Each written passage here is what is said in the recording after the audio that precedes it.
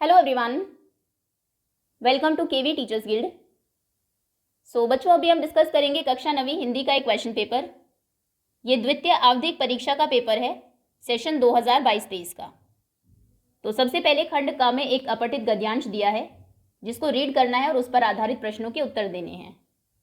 शिशु को यदि हम राष्ट्र की अमूल्य निधि के रूप में देखना चाहते हैं तो उसे एक ऐसा आदर्श वातावरण प्रदान करना पड़ेगा जिसमें निर्बाध गति से उसका विकास हो सके। स्वच्छ, शांत, भयमुक्त और स्वास्थ्यप्रद वातावरण ही शिशु की कोमल भावनाएं सुरक्षित रह सकती है। शिशु की सुकोमल भावनाओं को आघात पहुंचाना सामाजिक अपराध है। राष्ट्र का यह पुनीत कर्तव्य है कि वह प्रत्येक शिशु को ऐसा वातावरण उपलब्ध कराए कि उसमें हीन भावना न पनपने पाए। हीन भावना से ग्रसित शिशु बड़ा होने पर समाज के प्रति अपने कर्तव्यों का सही रूप से निर्वाह नहीं कर सकता। अभी प्रश्न देखते हैं। शिशु को राष्ट्र की अमूल्य निधि किस प्रकार बनाया जा सकता है? आदर्श वातावरण प्रदान करके। सेकंड, राष्ट्र का पुनीत कर्तव्य क्या है? शिशु में हीन भावना पनपने दे, शिशु में हीन भावना न पनपने दे। शिशु को अमूल्य निधि माने। एक सेकंड, पुनीत कर्तव्य यह है कि हीन भावना न पनपने दे। दूसरा विकल्प सही है। नेक्स्ट है, शिशु की कोमल भावनाएं कैसे वातावरण में सुरक्षित रह सकती है? ठंडे, गर्म, वातानुकूलित, स्वच्छ, शांत एवं स्वास्थ्यप्रद। नेक्स्ट है, इस गद्यांश में सामाजिक अपराध किसे माना गया है? शिशु की सुकोमल भावनाओं को आघात पहुंचाना, शिशु की सुकोमल भावनाओं को आघात ना पहुंचाना। पहला विकल्प सही है। नेक्स्ट है, समाज के प्रति अपने कर्तव्य का सही रूप से निर्वाह कौन नहीं कर सकता? एक बच्चा जो हीन भावना से ग्रसित है। नेक्स्ट है, अच्छा अभी एक पद्यांश है, एक पोयम दी है, फिर से उसको रीड करना है और उस पर बेस्ड क्वेश्चंस को आंसर करना है। पूर्व चलने के बटोही बाट की पहचान कर ले, पुस्तकों में है नहीं छापी गई इसकी कहानी, हाल इसका ज्ञात होता है न औरों की जुबानी। अनगिनत राही गए इस राह से, उनका पता क्या, पर गए कुछ लोग इस पर, छोड़ पैरों की निशानी। यह निशानी मूक होकर भी बहुत कुछ बोलती है, खोल इसका अर्थ पंथी, पंथ का अनुमान कर ले, पूर्व चलने के बटोही, चलने से पहले बाट की पहचान कर ले, रास्ते की पहचान कर ले। है अनिश्चित किस जगह पर सरित गिरी गहवर मिलेंगे, है अनिश्चित किस जगह पर बाग वन सुंदर मिलेंगे। किस जगह यात्रा खत्म हो जाएगी यह भी अनिश्चित, है अनिश्चित कब सुमन कब कंटकों के सर मिलेंगे। कौन सहसा छूट जाएंगे, कौन मिलेंगे कौन सहसा, आ पड़े कुछ भी रुकेगा तू न, ऐसी आन कर ले, पूर्व चलने के बटोही बाट की पहचान कर ले। प्रश्न है, कवि ने बटोही को क्या सलाह दी है? कि जहां भी मन करे वहां चले, रास्ते पर चलने से पहले उसकी जांच परख कर ले।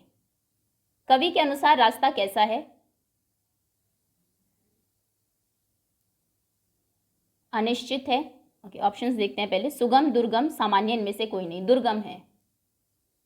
नेक्स्ट है, निशानी मूक होकर भी बहुत कुछ बोलती है, कैसे? अच्छे कर्म प्रेरणा देते हैं, रास्ता सुंदर है, राह में अच्छे लोग मिलेंगे, जगह जगह लाउड स्पीकर लगे, अच्छे कर्म प्रेरणा देते हैं। कवि ने जीवन मार्ग में क्या क्या अनिश्चितताएं बताई हैं? असत्य कथन पर चुनाव करें, सुख दुख साथ चलने वालों का अचानक साथ छोड़ देना, नए यात्रियों का मिल जाना, जीवन कभी भी समाप्त हो सकता है, यात्रा अपने पड़ाव पर पहुंचकर ही खत्म होगी, ऐसा कुछ नहीं है, ये रॉन्ग है। नेक्स्ट है, बटोही का क्या तात्पर्य है? बांटना रास्ता, राहगीर, अनिश्चित, राहगीर सही है। अभी आ गया है खंड का व्यावहारिक व्याकरण। निर्देशानुसार प्रश्नों के उत्तर दीजिए, कोई दो। किन्हीं दो प्रश्नों के उत्तर देने हैं। अनुपस्थित में कौन सा उपसर्ग लगा है? अनुपस्थित अन प्लस उपस्थित, अन प्रत्यय। निर्वास में प्रयुक्त उपसर्ग अलग कीजिए, निर प्लस वास। प्रबल में उपसर्ग और मूल शब्द अलग कीजिए, प्र प्लस बल। नेक्स्ट, निर्देशानुसार फिर से प्रश्नों के उत्तर देने, किन्हीं दो प्रश्नों के।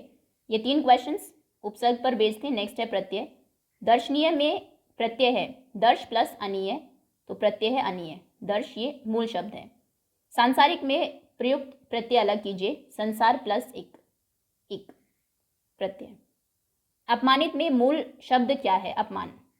निर्देशानुसार किन्हीं 4 प्रश्नों के उत्तर दीजिए। जिस समास में उत्तर पद प्रधान होने के साथ ही साथ पूर्व पद तथा उत्तर पद में विशेषण विशेष्य का संबंध होता है उसे कौन सा समास कहते हैं? तत्पुरुष। इसमें जब हम एक्सपैंड करते हैं उसको तो बीच में कारक लगता है, जैसे राजमहल, राजा का महल। बहुब्रीहि में बहुत सारे शब्दों के लिए एक शब्द होता है, जैसे पीताम्बर, पीला है अंबर जिनका, यानी कि श्री कृष्ण या फिर विष्णु। द्वंद्व में बीच में और लगता है, जैसे राजा और रानी, भाई और बहन। ये है कर्मधारय समास, जैसे नीलकमल, तो नील, नीला, कमल। तो यहाँ पर ये दोनों ही शब्द में ये विशेषण है और ये विशेष्य है, जो इसकी विशेषता बता रहा है। नेक्स्ट, समास का शाब्दिक अर्थ क्या है? समास अर्थात संक्षेप में कोई बात कहना। आजन्म में कौन सा समास है? आजन्म, जन्म से, अव्ययी भाव समास। इनमें द्वंद्व समास का उदाहरण है चौराहा, पहले एक नंबर है, ये द्विगु समास है। पीताम्बर, ये बहुब्रीहि समास है। नीलकमल, नीला कमल, ये कर्मधारय है। द्वंद्व है रुपया और पैसा, द विकल्प सही है। लंबोदर में कौन सा समास है? लंबा है उदर अर्थात पेट जिनका, अर्थात श्री गणेश, ये है बहुब्रीहि समास। चौराहा में कौन सा समास है? फर्स्ट एक नंबर है, 4 राहों का समूह, तो ये होगा द्विगु समास। ये व्याकरण के क्वेश्चन से समास, उपसर्ग और प्रत्यय 3 ही टॉपिक्स पर बेस्ड हैं। अभी नेक्स्ट आपकी पाठ्य पुस्तक के क्वेश्चन आंसर्स हैं। इनमें से किन्हीं 4 प्रश्नों के उत्तर देने हैं। लेखक लंकोर के मार्ग में अपने साथियों से किस प्रकार पिछड़ गया? तो लेखक का जो घोड़ा था वो बहुत धीरे धीरे चल रहा था, जिसकी वजह से वो बहुत पीछे रह गया। फिर अकेला था तो रास्ता भूल गया, 1.5-2 मील आगे गया, फिर उसको वापस आना पड़ा। ये लिख आप खुद लेंगे। किस घटना ने सालिम अली के जीवन की दिशा को बदल दिया और उन्हें पक्षी प्रेमी बना दिया? तो उनकी एयरगन से एक बार एक गौरैया घायल हो गई थी, तो इससे उनकी जीवन की दिशा बदल गई और उन्होंने गौरैया की देखभाल करना शुरू किया। उनकी सुरक्षा और उनकी खोजबीन में वो जुट गए। सालिम अली ने पूर्व प्रधानमंत्री के सामने पर्यावरण से संबंधित किन समस्याओं से, माफ करिएगा, किन संभावित खतरों के बारे में बताया होगा कि जिसमें उनकी आंखें नम हो गई थी? तो उन्होंने बताया कि किस तरीके से रेगिस्तान की जो गर्म हवाएं हैं, पक्षियों पर उनका क्या प्रभाव पड़ रहा है। इसी तरीके से जो केरल की साइलेंट वैली है, अगर उसको नहीं बचाया गया तो उसको खत्म होने से, नष्ट होने से कोई नहीं रोक पाएगा। और प्रकृति के प्रति ऐसा प्रेम देखकर और उनकी चिंता देखकर जो प्रधानमंत्री थे उनकी आंखें नम हो गई। आगे है, कबीर के अनुसार मनुष्य ईश्वर को कहाँ ढूंढता फिरता है? मंदिरों में, मस्जिद में, काबे में और कैलाश में। रसखान जी का ब्रज के वन, बाग और तालाब को निहारने के पीछे क्या कारण है? क्योंकि इन सभी जगहों पर उनको श्री कृष्ण जी दिखाई देते हैं और कवि का कृष्ण के प्रति बहुत प्रेम है। नेक्स्ट है, बंद द्वार की साकर खोलने के लिए ललदयद ने क्या उपाय सुझाया है? बंद, अगर द्वार की सांकर मतलब अगर भगवान को आपको पाना है तो लोभ और लालच को त्यागना होगा और अपनी इंद्रियों पर विजय प्राप्त करनी होगी। ओके, फिर से किन्हीं 3 में से किन्हीं 2 प्रश्नों के उत्तर देने हैं। शिक्षा बच्चों का जन्मसिद्ध अधिकार है, इस दिशा में लेखिका मृदुला गर्ग के प्रयासों का उल्लेख कीजिए। तो वो जहाँ पर रहती थी, उनका कस्बा बागलकोट, वहाँ पर विद्यालय नहीं थे, तो उन्होंने खुद हिंदी, इंग्लिश और कन्नड़ तीनों भाषाएं जहाँ पर पढ़ाई जाती थी, ऐसा एक स्कूल खोला, जिसको बाद में कर्नाटक सरकार से मान्यता भी मिली। लेखिका मृदुला गर्ग ने अपनी नानी को कभी देखा भी नहीं, फिर भी उनके व्यक्तित्व से वे क्यों प्रभावित थी? उन्होंने उनके बारे में सुना था कि कैसे उनके जो हस्बैंड थे बहुत ही एक विलायती ढंग से रहते थे, लेकिन कभी भी उन्होंने उनके किसी काम में दखल नहीं दिया और वो घर की 4 दीवारियों में रहकर भी अपने ढंग से जीवन जीती थी। नेक्स्ट है, बाढ़ की खबर सुनकर लोग किस तरह की तैयारी करने लगे? तो जो ज़रूरत की चीज़ें थी उनको उन्होंने अपने साथ ले लिया, कुछ चीज़ों को ऊपर छत के ऊपर रख लिया, जैसे कि राशन, दवाइयाँ, टॉर्च, बैटरी और जो भी ज़रूरी सामान था उसका स्टॉक वो जमा करने लगे। चलिए, नेक्स्ट है, खंड घ, इनमें से किसी एक विषय पर लगभग 150 शब्दों में एक अनुच्छेद लिखिए। वर्तमान, शिक्षा और भविष्य। तो ये इसका आंसर है, एक बार आप खुद से रीड कर लीजिएगा।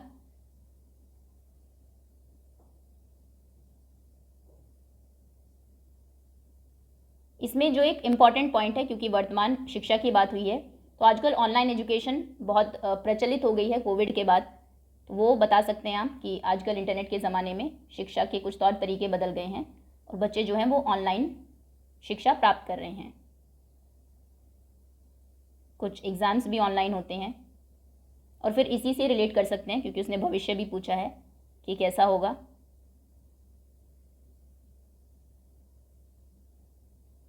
ओके, या फिर 2 और टॉपिक्स हैं, समाचार पत्र, न्यूज़पेपर और विज्ञापन की दुनिया, एडवर्टीजमेंट से रिलेटेड।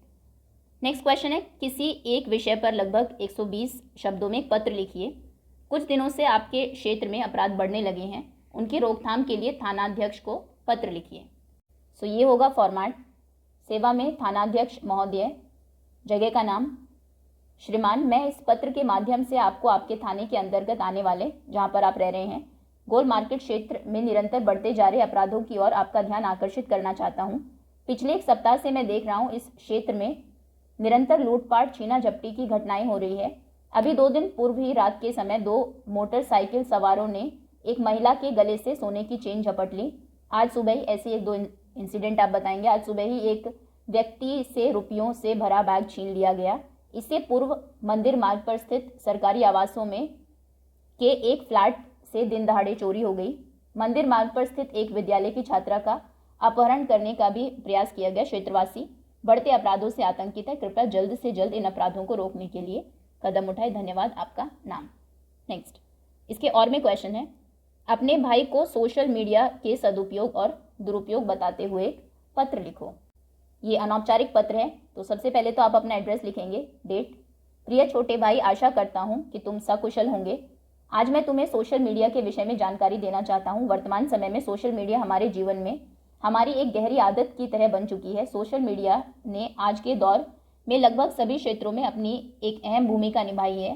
बात चाहे आईटी सेक्टर की, कृषि सेक्टर की, चिकित्सा क्षेत्र की या फिर शिक्षा क्षेत्र की करें, हर कई सोशल मीडिया किसी न किसी रूप में अपनी हिस्सेदारी निभाती है। सोशल मीडिया के कुछ लाभ भी है, जैसे सोशल मीडिया के द्वारा लोग अपने दूर स्थित संबंधियों से जुड़े रहते हैं। इसके माध्यम से एक समय में लाखों लोगों तक सूचना साझा कर सकते हैं। सोशल मीडिया के द्वारा हम सरकार या किसी उच्च अधिकारियों तक अपनी बात पहुंचा सकते हैं। इसके माध्यम से हम घर बैठे शिक्षा प्राप्त कर सकते हैं। यह एक अच्छा मनोरंजन का साधन है, परंतु साथ ही साथ इसके कुछ नुकसान भी है, जैसे सोशल मीडिया के द्वारा अफवाहों को भी बड़ी जल्दी से फैलाया जा सकता है।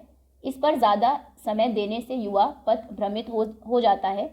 इसका बहुत अधिक इस्तेमाल करने से बहुत सी मानसिक बीमारियां भी होती हैं। यह तरह तरह के साइबर क्राइम का भी कारण है। सोशल मीडिया पर जिस प्रकार की निर्भरता इस वक्त लोगों की है, उसे देखकर तो यही अनुमान लगाया जा सकता है कि भविष्य में सबसे अधिक विकसित प्लेटफॉर्म सोशल मीडिया का ही होने वाला है। भले ही आजकल सारे काम सोशल मीडिया पर होते हैं, लेकिन हमें अपना कम से कम समय ही वर्चुअल प्लेटफॉर्म पर देना चाहिए। हमें ज़्यादा से ज़्यादा भौतिक रूप से सक्रिय होना चाहिए। सोशल मीडिया के सीमित और सही इस्तेमाल से ही ये एक वरदान की तरह साबित होगा। तुम्हारा बड़ा भाई, आपका नाम। Okay, so that's all students. ये था कक्षा 9 हिंदी का एक प्रश्न पत्र। Thank you so much for watching.